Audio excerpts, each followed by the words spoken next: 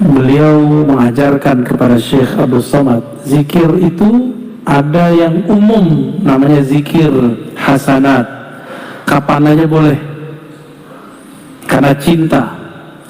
Ada zikir yang darajat. Apa arti darajat? Berzikirnya dengan teknik tertentu, kaifiat tertentu, ijazah tertentu. Kenapa begitu? Frekuensi kolbu kita tidak sama dengan kolbu Rasul Sallallahu Alaihi Wasallam. Para nabi seperti Nabi Yunus, Nabi Adam, mereka itu nabi, kita bukan. Supaya kolbu ini dapat mengikuti kolbu mereka, maka ada 9 kalau di Ibnu Qayyim, yuwarrisul mahabbata allati hiya ruhul Islam. Orang ahli zikir pasti kolbunya penuh cinta. Jadi kenapa antum ketemu sekelompok orang ngaji doang dia, nggak ada zikirnya, kerjaannya nyalahin orang dulu ya, karena dia kurang zikrullah. Kalau dia sering zikrullah, di kolbu yang penuh cinta, mahabbah. Mahabbah itulah ruhul Islam. Mahabbah itulah inti orang beragama.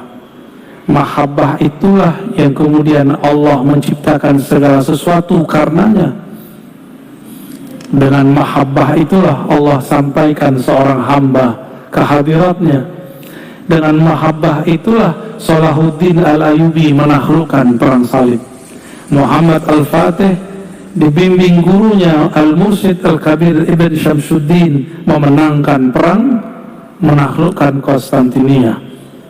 Tapi spirit ini sekarang dihilangkan. Banyak orang jualan khilafah, tapi dia meninggalkan tasawuf dan zikrullah ya.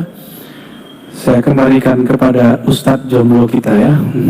Sedikit Buya ingin bertanya, bicara tentang zikir, ada zikir fida atau zikir tebusan, itu Buya sedikit tahu penjelasannya Buya. Zikir fida kalau di Thariqat Naqsyabandiyah, begitu juga Qadiriyah atau TKN atau Khalidiyah, disebut dengan zikir khatam tahlil atau ataqah, zikir pembebasan. Dalilnya banyak ya. Man qala la ilaha illallah dakhalal, man kana akhiru kalami la ilaha illallah dakhalal jannah. Siapa yang akhir kalamnya la ilaha illallah masuk surga. Lalu supaya dapat hak la ilaha illallah, Imam Ad-Dusuqi, Imam As-Sanusi menjelaskan dalam kitab mereka, kitab akidah Sunusiyah, Dusuqiyah, disebutkan faidah zikir 70.000. Disebut zikir itqun minan nar, membebaskan hamba dari api neraka ya. Itu disebut zikir fida. Nah, namun Imam Ibn Arabi punya zikir fida yang lain dengan sholawat. Imam Syafi'i zikir fidanya 4.000 kali khatam Quran. Kalau saya nggak banyak-banyak. Zikir fida itu zikir ma'rifatullah. Kenali yang engkau sebut, maka engkau diselamatkannya. Selesai. Masalahnya kenalnya gimana? Ya, cukup.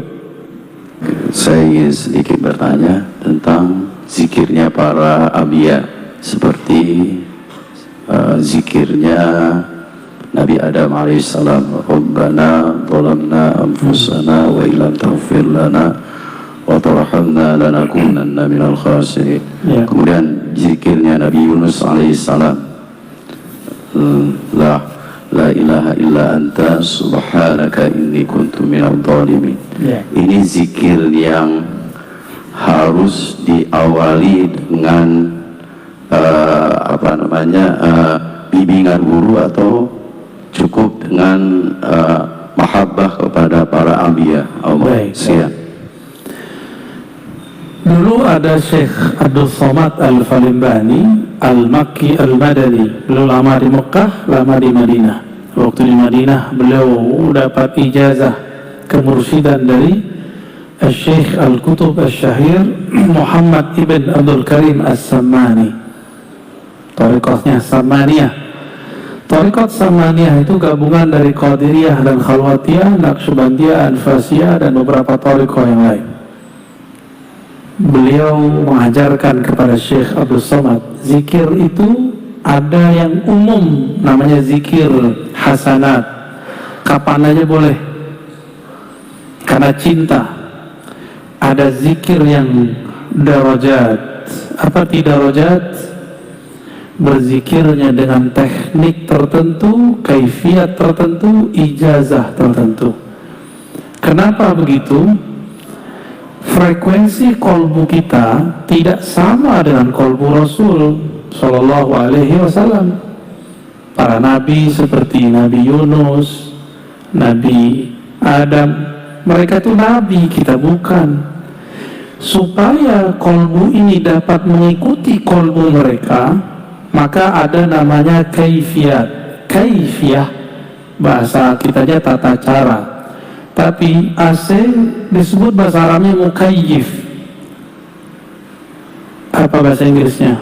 Air conditioning, apa?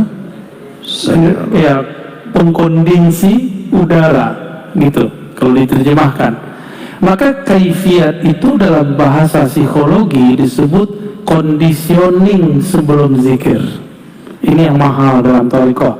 Jadi apa yang membuat zikir thariqah bisa bertahan, bisa berbeda dengan zikir orang biasa, ustadz yang tidak berthariqah? Orang berthariqah itu punya conditioning. Misalnya gini, la hadratil al-fatihah, la ila ruhi, itu semua namanya conditioning, mengkondisikan kolbu supaya siap mengikuti zikir, supaya pikiran ikut kolbu, bukan kolbu ikut pikiran. Ini ciri-cirinya kalau kolbu ikut pikiran apa? Kalau lagi zikir pikirannya melayang, mi'awaj, ya.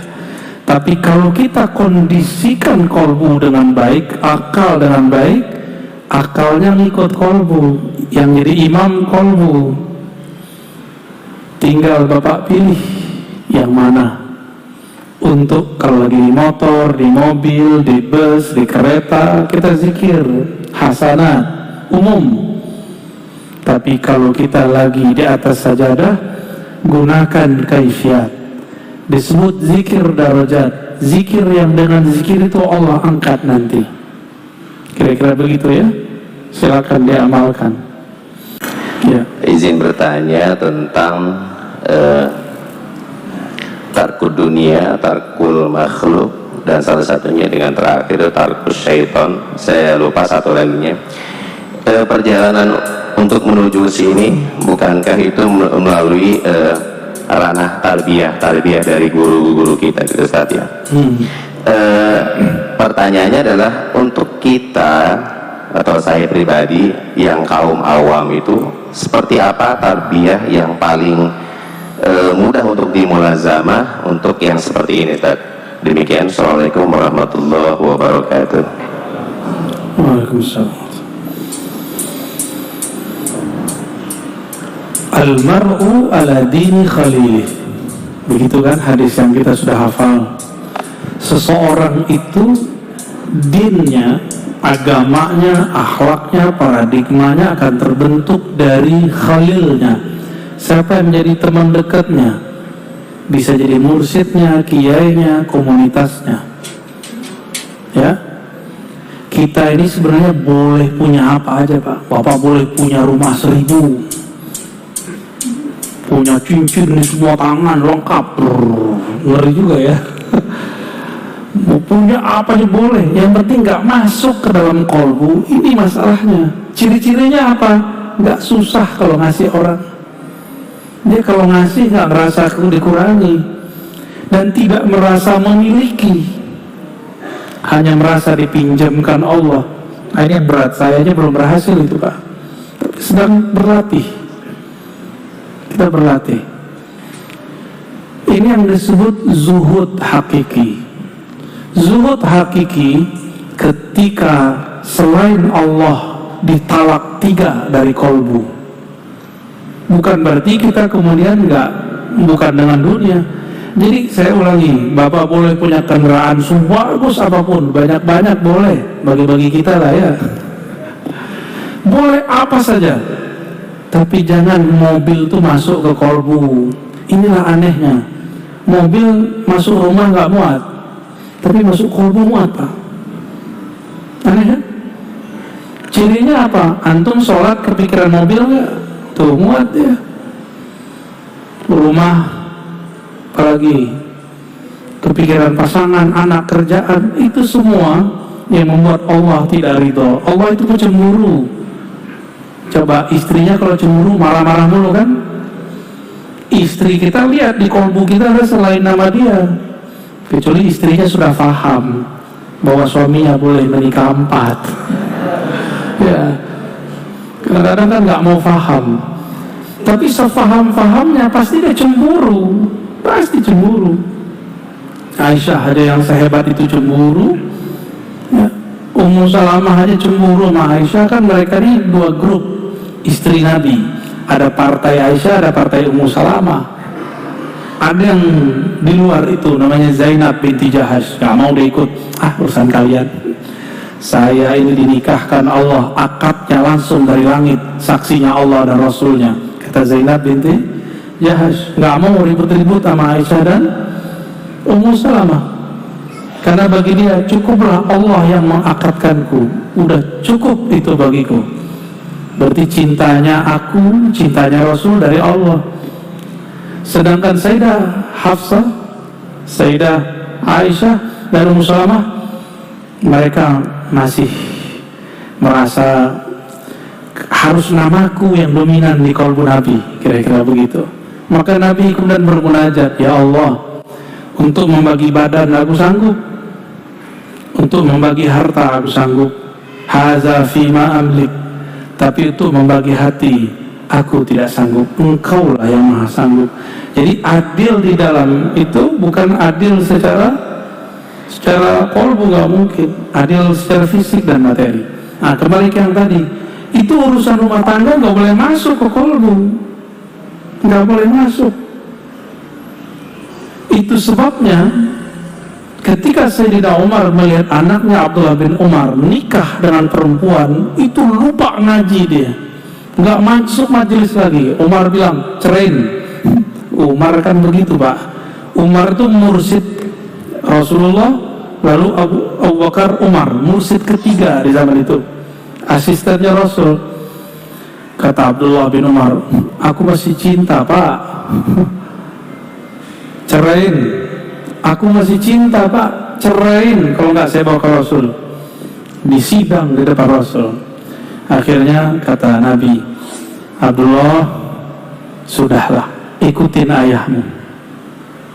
Karena ayahnya dapat izin berbicara dengan Allah bahwa anaknya ini kalau lama-lama sama istrinya tidak akan menjadi baitul ilmi, rumah ilmu. Sekarang kita kalau baca hadis pasti diriwayatkan dari Abdullah bin Umar.